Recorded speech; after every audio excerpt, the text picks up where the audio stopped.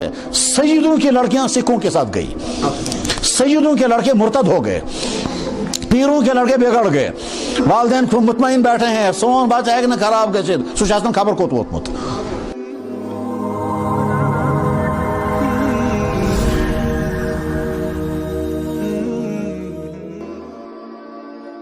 اور آج کے جوان کس طرح سے بگڑ رہے ہیں، اس کا درد حضور کو خود بھی تھا۔ حضور بار بار سوچتے تھے میری امت کے جوانوں کا کیا ہوگا، اس لیے فرماتے تھے یا معاشر الشباب، اے جوانوں اپنی جوانی کی حفاظت کرنا، جلد نگاہ کرنا۔ فرمایا تھا شباب شعبۃ من الجنون، جوانی ایک قسم کا پاگل پن ہے۔ اس وقت ہم مسلمانوں کے سامنے جو چند مشکل ترین مسائل ہیں، ان مشکل مسائل میں سے جو پوری ملت کے لیے مشکل مسائل ہیں، ان میں سے ایک مسئلہ یہی ہے کہ آج کی نئی نسل جو ہے وہ اتھیسٹ بن رہی ہے، وہ بدکاریوں میں ڈوب رہی ہے، وہ آوارگی کا شکار ہو رہی ہے، وہ سنتوں سے نفرت کرتی ہے، وہ یہود و نصارہ کی نکالی کرتی ہے، وہ عریانیت کا شکار ہے، وہ لباس پہنتی ہے جس لباس پر لعنتیں اترتی ہیں، اور وہ مسلمان نوجوان سننے کو بھی تیار نہیں ہے۔ پہلے فلموں کے ذریعے سے اس کو لایا جائے گا، پھر اس نوجوان جو ہے وہ فیشن کے طور پر وہ چیز اپناتا ہے۔ یہ دھاگے جو باندھتے ہیں انہیں فلموں کے ذریعے سے دھاگے باندھے، حالانکہ دھاگا جو ہے یہ کفر کی علامت ہے۔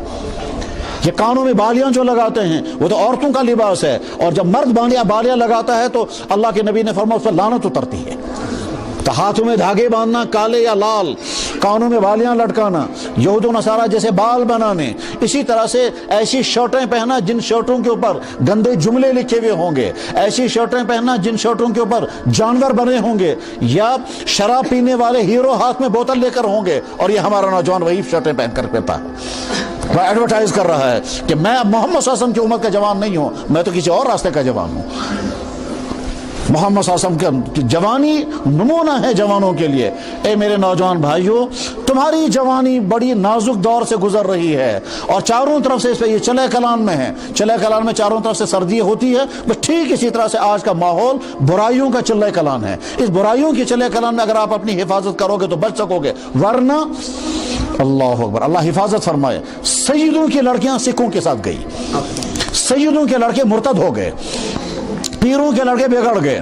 والدین کو مطمئن بیٹھے ہیں سون بات ہے کہ نہ خراب گئے سشاسن خبر کو ووتمت۔ اس لیے اپنی جوانی کو، تمہاری جوانی کے لیے نمونہ فلموں میں کام کرنے والے فلم اسٹار نہیں ہیں، کرکٹر نہیں ہیں، وہ کافر نہیں ہیں، وہ لوگ جو جن کی زندگی شرابوں میں اور بدکاریوں میں گزرتی ہیں، ان کو آپ بناتے ہیں اپنے لیے کہ صاحب میں فلاں ہیرو کے سٹائل کو چلوں گا، لباس اچھی طرح پہنوں گا، بال فلاں کی طرح بناؤں گا۔ نہیں میرے بھائیو، آپ کے لیے نمونہ محمد صلی اللہ علیہ وسلم کی جوانی ہے، جس جوانی میں کہیں کوئی داغ نہیں ہے۔ اس وقت تو حضور نبی بھی نہیں تھے، اللہ نے تو کوئی پابندی بھی سوال نہیں لگاتے، سماج بھی بگڑا ہوا سماج تھا، اس بگڑے ہوئے سماج میں اللہ حضور بے انتہا طاقتور، بے انتہا خوبصورت،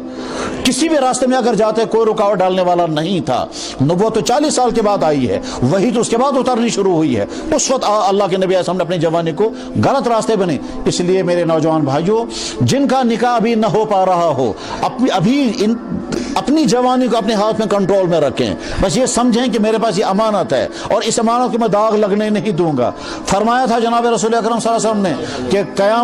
قیامت کے دن ہر انسان کو 5 باتوں کا جواب دینا پڑے گا، اور جب تک 5 باتوں کا جواب نہیں دے گا تب تک اپنی جگہ سے ہٹ نہیں سکتے۔ ان 5 باتوں میں سے ایک بات یہ ہوگی،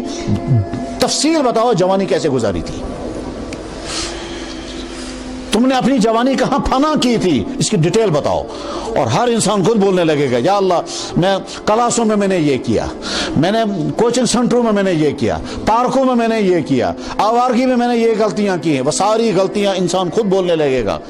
اس لیے میرے جوان بھائیوں، آپ اپنے والدین کے لیے سرمایہ، آپ اپنی ملت کے لیے سرمایہ، آپ دین کے لیے سرمایہ، مگر تب جب آپ اپنی حفاظت کر پائیں گے۔ اور حفاظت کرنے کے لیے ایک ہی ضابطہ ہے، وہ یہ کہ آپ یہ طے کر کے رکھو کہ ہمارے لیے نمونہ محمد رسول اللہ کی جوانی ہے۔ 25 سال تک آپ نے اپنی جوانی کو کوئی داغ نہیں لگنے دیا۔